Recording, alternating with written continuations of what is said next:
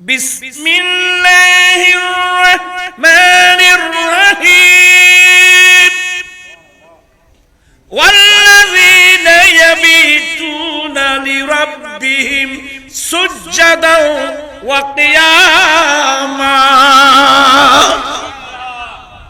যারা রহমানের বান্দা, যারা আল্লাহর খাস বান্দা, যারা আল্লাহর ওলি, ওরা তো রাত কাটায় আল্লাহর সাথে, ওরা রাত কাটায় আল্লাহকে নিয়ে, ওরা রাত কাটায় আল্লাহর জন্য, ওরা রাত কাটায় আল্লাহর জন্য। আর আমাদের ছেলেরা রাত কাটায় বল খেলা নিয়ে, ক্রিকেট খেলা নিয়ে, হকি খেলা নিয়ে, বন্ধু বান্ধব নিয়ে, সিনেমার হলে, নাচ গানে জীবন ধ্বংস করছো তুমি। এখন বুঝবা না, যখন লাস্ট নিঃশ্বাস চলে যাবে, আরেকটা নিঃশ্বাস নেবার কোনো কি নেই, তখন তো আর বুঝে পারো কোনো ভাবিয়া করিও কাজ, করিয়া ভাবিও না। যারা আল্লাহর ওলি, এদের সম্বন্ধে আল্লাহ ডাইরেক্ট বলছেন, আল্লাযীনা ইয়াবিতুনা লিরাব্বিহিম সুজদান ওয়া কিয়ামা। যারা রাত যাপন করে আপনার খালেক ও মালিকের জন্য, কিভাবে? সুজদা ওয়া কিয়ামা, সিজদা দিয়ে দিয়ে কিয়াম করে করে, অর্থাৎ সারা রাত নামাজ পড়ে পড়ে। আমি একটা একটা বললে আপনারা আশ্চর্য হয়ে যাবেন। গৌসে পাক মাহবুবে সুবহানি আশিক ইসলামি, পীর লাসানি, পীর মীর মুহিউদ্দিন হযরত আব্দুল কাদের জিলানী গিলানী রাহমাতুল্লাহ আলাইহি, ওনাকে ধোঁকা দেওয়ার জন্য আসছিল ইবলিস। দেখেন ইবলিস এটা কত জারবো, কাকে ধোঁকা দেওয়ার জন্য? গৌসে পাককে ধোঁকা দেওয়ার জন্য আসছে। আমার গৌসে পাক মুরাকাবায় ছিলেন, আল্লাহর ইবাদত করছিলেন, আপনার খালেক ও মালিকের দয়ানে ছিলেন।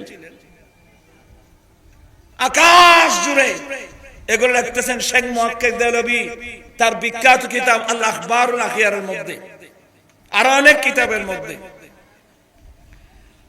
আব্দুল কাদের ওই আকাশ থেকে, তো আকাশ থেকে আওয়াজ দিচ্ছে, আব্দুল কাদের। আমার গৌসে পাক বলে, কে তুমি? কে? বলে আমাকে চিনো না? বলে না। বলে কিছু? আর তুমি যে রাত্র দিন আল্লাহর ইবাদত করতেছো, আমি তো আল্লাহ। আচ্ছা, এই ধরনের যদি কেউ আমাকে ডাক দিত, আয় কোথাম তো ভাই, আয় ভাই গে আল্লাহ রে, নাউজুবিল্লাহ বলেন, বলবেন না? গৌসে পাক এভাবে অনেক আল্লাহর ওলি যারা কত যুদ্ধের মধ্যে ছিল, নফসের সাথে যুদ্ধ, শয়তানের সাথে যুদ্ধ। আরে কাফের মুশরিকদের সাথে যুদ্ধ করা সহজ, সে আমি তাকে দেখতেছি, সে আমাকে দেখতেছে, আমি গুলি মারতেছি, তাকে মারা সহজ। কাফের মুশরিকের সাথে যুদ্ধ করা সহজ, কিন্তু নফসের সাথে, শয়তানের সাথে যুদ্ধ করা কঠিন। কারণ এটা তো চোখেও দেখা যায় না, রাইফেল বন্দুকের গুলি দিয়ে কে মারাও যায় না। এই জন্য আমার রাসূল বলছেন, আকবরুল জিহাদে জিহাদুল হাওয়া, সবচেয়ে বড় যুদ্ধ নফসের সাথে যুদ্ধ করা। এটা একটা পরীক্ষা।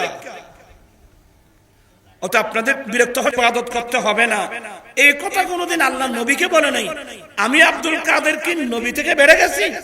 তখন বুঝতে পারলে এটা তো আল্লাহ না, এটা তো শয়তান। শয়তানকে মারার এতেম্বু মাছ হইতো মানুষ এবে কি আছে?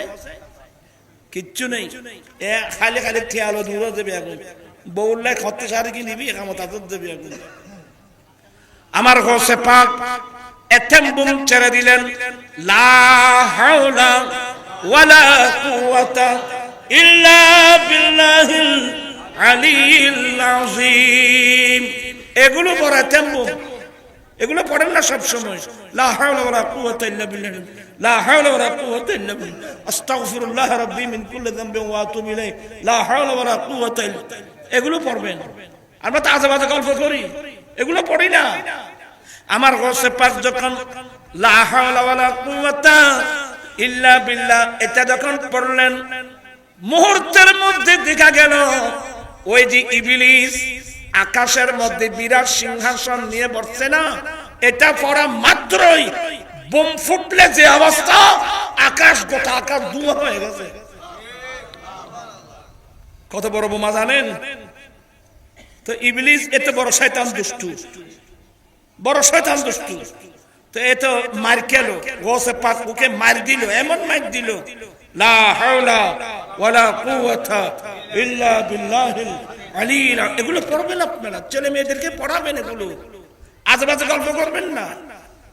এটা গিয়ে শয়তানের সিংহাসন তছনছ করে দিল, গোটা আকাশ ধোঁয়া হয়ে গেল। ইবলিস পালিয়ে যাচ্ছে, কিন্তু তার শয়তানি তো বড়। এটা যায় এবার যাইবার সময় তো কিছু দিতে পারেনি। যাই আব্দুল কাদের, আমি এই সিস্টেমে ধোঁকা দিয়ে ৭০ জন ওয়ালির বেলায়েত নষ্ট করে দিয়েছি, কিন্তু আপনাকে পারি নাই। আপনাকে আপনার এলম, আপনার জ্ঞানে আপনাকে বাঁচিয়ে ফেলছে। আমার হোসে পাক বলে আস্তাগফিরুল্লাহ, ইয়েন তো আরেক দুঃখ। দেখেন অবস্থাটা, এটা তো আরেক দুঃখ। আমাকে আমার এলমে রক্ষা করে নাই, আমাকে আমার দয়া মালিক ও মাওলা দয়া করে রক্ষা করছেন। ইবলিস কোন সুযোগ পেয়েছে? এক মাইরে ইবলিস পালিয়ে গেল। চিৎকার দিয়ে বলেন না সুবহানাল্লাহ।